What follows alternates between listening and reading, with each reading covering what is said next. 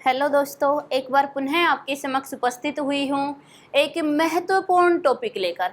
दोस्तों, आज का हमारा टॉपिक रहेगा पाश्चात्य काव्य शास्त्र के प्रमुख सिद्धांत और उसके प्रवर्तक। दोस्तों, एक क्वेश्चन यहाँ से हर बार पूछा जाता है कि पाश्चात्य काव्य शास्त्र में कौन सा वाद किसके द्वारा दिया गया था, कौन सा सिद्धांत किसके द्वारा दिया गया। दोस्तों, यदि आपने हमारी पीछे की क्लासेज नहीं देखी हैं तो आपसे हम्बल रिक्वेस्ट है कि आप पीछे की क्लास अवश्य देख लीजिए, क्योंकि जहाँ से पाश्चात्य काव्य शास्त्र शुरू हुआ है आप वहाँ से अवश्य देखिए। अनेक परीक्षाओं की दृष्टि से महत्वपूर्ण ये क्लासेज आपके समक्ष लेकर आई हूँ। और पाश्चात्य काव्य शास्त्र की बात करते हैं तो पाश्चात्य काव्य शास्त्र बहुत ही कठिन माना जाता है। एक हमारी अवधारणा बन जाती है कि पाश्चात्य काव्य शास्त्र बहुत ही कठिन काव्य शास्त्र है। दोस्तों, वादा करती हूँ यदि आप मेरी पाश्चात्य काव्य शास्त्र की हर एक क्लास को बड़े ध्यान से सुनते हैं, बड़े ध्यानपूर्वक देखते हैं, तो पाश्चात्य काव्य शास्त्र आपकी टिप्स पर होता है, आपको बिल्कुल याद हो जाता है और पाश्चात्य काव्य शास्त्र में कुछ कठिन है ही नहीं। आप भी यह कमेंट करके बताते हो। तो दोस्तों देखिए, आज लेकर आई हूँ प्रमुख सिद्धांत और उनके प्रवर्तक। और लगभग आपके सामने ये 21 सिद्धांत और उनके प्रवर्तक लिखे हुए हैं। बड़े ही आसान तरीके से, बड़े ही आसान लॉजिक के साथ आपको याद करवाने वाली हूँ। तो हो जाइएगा रेडी, आ जाइए मेरे साथ। चलिए देखते हैं प्रमुख सिद्धांत एवं उनके प्रवर्तक को। तो इनका सबसे पहला सिद्धांत हमारे पास आता है प्रत्ययवाद। प्रत्ययवाद किसका था? प्लेटो का। प्रत्यय से किसको याद रखें? प्लेटो को याद रखें। वैसे भी प्लेट की हम परत पर परत जिमाते चले जाते हैं, तो बस परत किसकी जिमती है? प्लेट की। तो याद रखिएगा प्रत्ययवाद किसका था? प्लेटो का। उसके बाद आया हमारे समक्ष अनुकरणवाद, विरेचनवाद और त्रासदी सिद्धांत। ये तीनों सिद्धांत किसके द्वारा दिए गए? अरस्तु के द्वारा।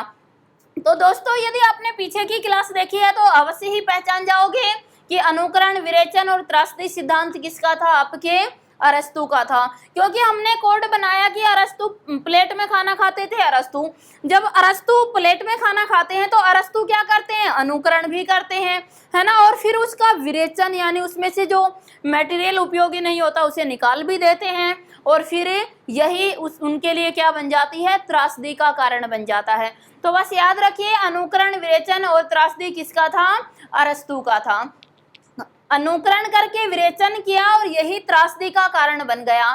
तो अनुकरण में भी ए आया है और अरस्तु में भी क्या आया है? ए आया है। तो इस प्रकार से याद रखिए अरस्तु का अनुकरण, विरेचन और त्रासदी सिद्धांत।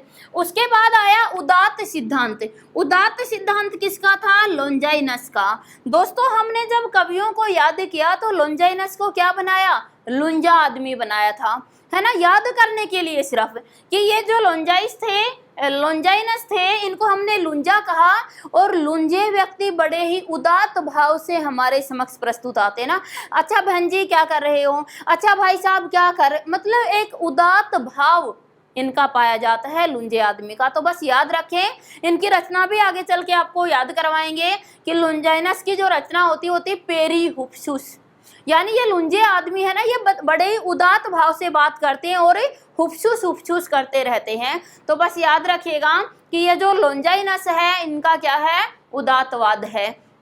उसके बाद आया कल्पना एवं फंटेसी सिद्धांत। कल्पना में कौन जीते हैं? कोलरिज जीते हैं।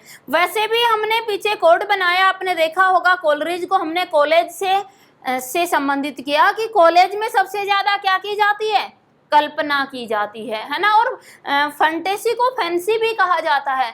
तो कॉलेज में सबसे ज्यादा कल्पना होती है और हम फैंसी वस्त्र पहनकर चले जाते हैं। तो बस याद रखिएगा कि कॉलेज में क्या होती? सबसे ज्यादा कल्पना, और किसकी? फैंसी वस्तुओं की, फैंसी वस्त्रों की। तो याद रखें कि कोलरिज का क्या है? कल्पना और फैंसी या फंटेसी सिद्धांत। उसके बाद आया वस्तुनिष्ठ समीकरण, निर्व्यक्तिकतावाद, परंपरा की परिकल्पनावाद और संवेदनशीलता का साहचर्यवाद। ये सभी वाद किसके थे? इलियट के थे। दोस्तों इलियट को हमने कोड में बना रखा है इडियट। पीछे की क्लास देखिएगा, इलियट को क्या बनाया था, इडियट बनाया था। तो जो ये इडियट व्यक्ति होते हैं ना, इडियट होते हैं, ये बहुत ही वस्तुनिष्ठ समीकरण रखते हैं अपने। इडियट बहुत ही वस्तुनिष्ठ समीकरण रखते हैं, क्योंकि ये कैसे होते हैं, निर्व्यक्तिक होते हैं, इनमें व्यक्तिकता नहीं होती, ये निर्व्यक्तिक होते हैं। और यह हमेशा जो परंपरा है उसकी परिकल्पना करते रहते हैं, इनमें संवेदनशीलता का साहचर्य नहीं पाया जाता है। दोस्तों पुनः देखिए, इलियट को हमने बनाया इडियट। ये इडियट व्यक्ति होते हैं, और इडियट व्यक्ति होते हैं तो इनके समीकरण बहुत ही वस्तुनिष्ठ हुआ करते हैं, बहुत ही संक्षिप्त होते हैं। वस्तुनिष्ठ इनके क्या होते हैं, समीकरण होते हैं, क्योंकि ये स्वयं कैसे होते हैं, निर्व्यक्तिक होते हैं, और ये हमेशा जो परंपरागत परिकल्पना है, जो परंपराओं की परिकल्पना है उसमें जीते हैं, और इनमें संवेदनशीलता नहीं पाई जाती, इसीलिए इनको इडियट कहा जाता है। याद हुआ, इडियट व्यक्ति, और इडियट व्यक्ति में कोई संवेदनशीलता नहीं पाई जाती है, क्योंकि वह स्वयं क्या होता है, निर्व्यक्तिक होता है, व्यक्ति में विश्वास नहीं रखता है, निर्व्यक्तिक होता है, इसीलिए तो इडियट है, निर्व्यक्तिक होता है। और ये हमेशा जो परंपरागत परिकल्पना है उसमें जीता है, इसीलिए इसके वस्तुनिष्ठ समीकरण पाए जाते हैं। तो ये किसके थे, इडियट व्यक्ति के। उसके बाद आता है स्वच्छंदतावाद। जो स्वच्छंदतावाद है हमारा, यह किसका था, वर्ड्सवर्थ का था। दोस्तों ध्यान दीजिए, जो पीछे की क्लास में हमने वर्ड्सवर्थ की डिटेल पढ़ी, तो हमने देखा कि जो वर्ड्स थे ना, जब हम कॉलेज जाते हैं ना, जब डर जाते हैं ड्राई डेन से, तो हम कॉलेज चले जाते हैं कैसे, वर्ड्स बोलते हुए। तो जब वर्ड्स बोल रहे थे तो वर्ड्स कैसे बोल रहे थे, हम स्वच्छंद होकर बोल रहे थे, हमें किसी का भय नहीं होता है जब वर्ड्स बोलते हैं तो। और दोस्तों वास्तविक वर्ड्स वही होते हैं जो किसी से कतराते नहीं हैं। वास्तविक वर्ड्स वही होते हैं जो कभी किसी का दबाव नहीं मानते हैं। तो जो वर्ड्स होते हैं वो कैसे होने चाहिए, हमारे स्वतंत्र होने चाहिए। अगर कुछ भी बोले तो हम स्वच्छंदतावादी होने चाहिए, स्वच्छंद रूप से बोलने चाहिए। तो बस याद रखें कि जो वर्ड्स हैं वो कैसे निकलते हैं, स्वच्छंदता के साथ निकलते हैं। उसके बाद है मार्क्सवाद। जो मार्क्सवाद है दोस्तों, क्षमा करना, यह है आपका मार्क्सवाद। जो मार्क्सवाद है ये किसका है, आपके कार्ल मार्क्स का है। ये सभी को ही याद रहता होगा कि मार्क्सवाद किसने दिया था, कार्ल मार्क्स ने। इस मार्क्सवाद का दूसरा नाम होता है द्वंद्वात्मक भौतिकतावाद।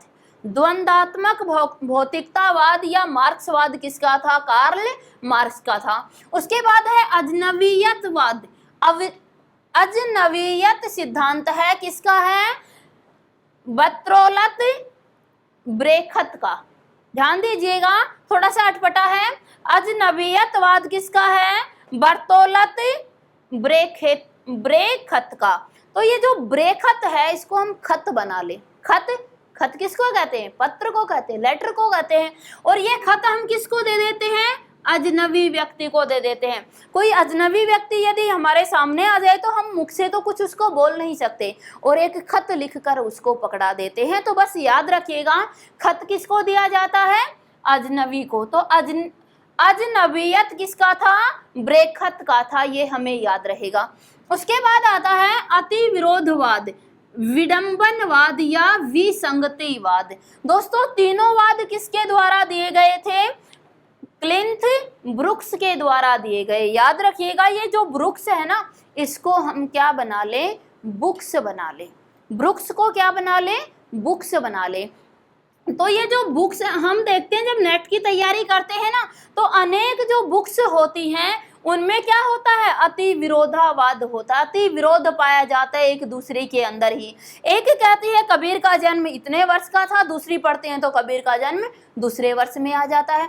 एक पुस्तक पढ़ते हैं तो कहते हैं कि जो कबीर है, कबीर से पहले जायसी आएगा। दूसरी बुक पढ़ते हैं तो दिखा देता है कि कबीर के बाद जायसी आएगा। तो ये जो बुक्स है ना, ये बुक्स, इन बुक्सों में क्या पाया जाता है, अति विरोध पाया जाता है। अति विरोध पाया जाता है, इनमें विसंगति पाई जाती है और यही हमारे भाग्य की विडंबना बनकर साबित हो जाती है। दोस्तों आपने देखा होगा कई बार हम एक बुक से डेट याद कर लेते हैं और जब पेपर आता है ना तो उसमें वो उस डेट के अनुसार क्वेश्चन ही सेट नहीं होता। जब रिजल्ट आता है हम अच्छा ये तो उस बुक से उठाया गया है, यानी ये तो उस बुक से लिया गया है, तो ये हमारे भाग्य की विडंबना होती है कि हमने उस बुक को नहीं पढ़ा।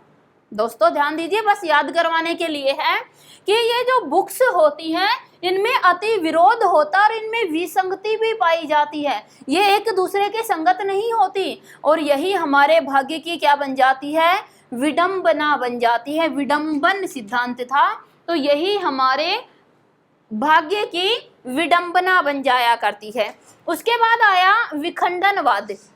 अगर विखंडनवाद की बात करते हैं तो ये विखंडनवाद किसका होता है, आपके जोक देरिदा का होता है। दोस्तों विखंडन का अर्थ होता है खंडित हो जाना, और खंडित कब हो जाता है, कौन हो जाता है, हमारे देरिदा। देरिदा को हम दादाजी याद रख लें कि दादाजी अतिशीघ्र क्या हो जाते हैं, विखंडित हो जाते हैं, टूट जाते हैं, बिखर जाते हैं। थोड़ा सा गुस्सा आ जाए ना दादाजी को तो सब कुछ उठा के इधर उधर फेंक देता है, सब कुछ क्या कर देता है, हर किस चीज का क्या कर देता है, विखंडन कर देता है। बस याद रखें कि विखंडनवाद किसका था, जो कि देरिदा का था, यानी दादाजी क्या कर देते हैं, विखंडन कर देते हैं। उसके बाद है विरोधाभास।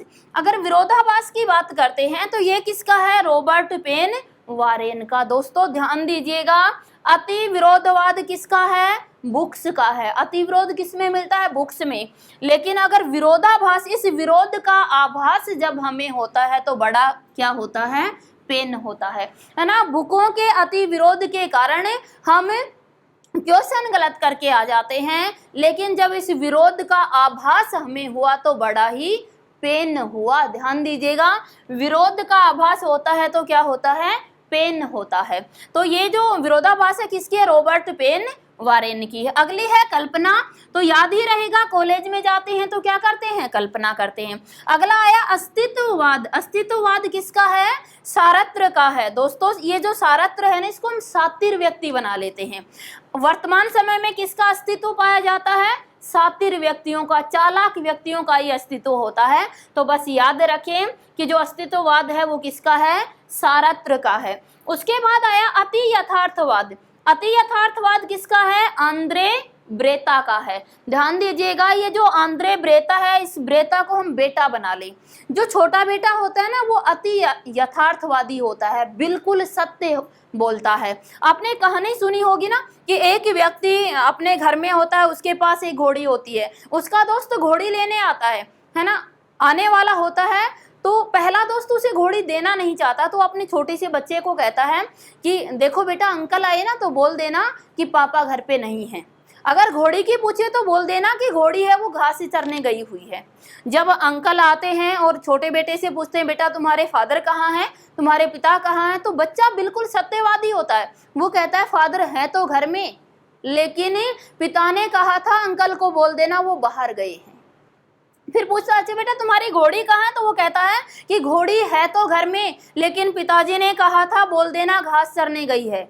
दोस्तों कहने का भाव है कि ये जो छोटे बेटे होते हैं, छोटे बच्चे होते हैं ना, ये बड़े ही सत्यवादी होते हैं। तो बस हमें याद रखना, ये जो बेटा है, ब्रेता है, ये कैसा है, अति यथार्थवादी है, बिल्कुल सत्य बोलने वाला है।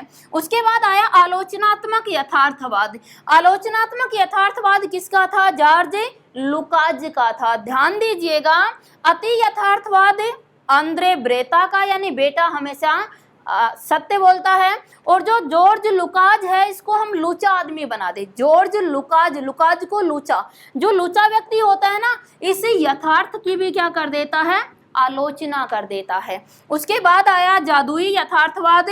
जादुई यथार्थवाद किसका है, फ्रेंच रोहो बुएलो का है। तो बस हम याद रखें, ये जो बुएलो है ना, इसको हम बुआजी बना दे।